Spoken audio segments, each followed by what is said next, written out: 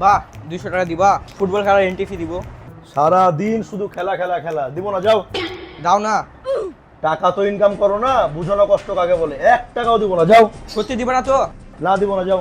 ঠিক আছে, चलो भाई देखो अपने क्या कर।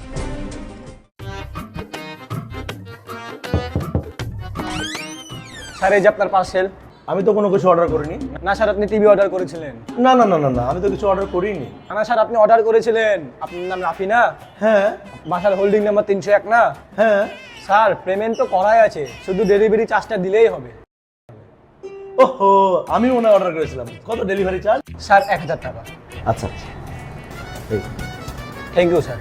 और अभी तो रुको, क्लाइमैक्स अभी बाकी है। अभी मजा आएगा ना भिड़ो।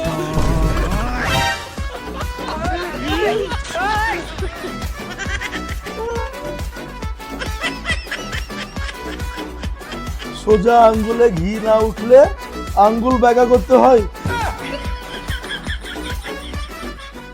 রে টাকাটা দে। এলে তোর 500 আমার 500, তাহলে আমাদের এন্ট্রি ফিটা হয়ে গেল।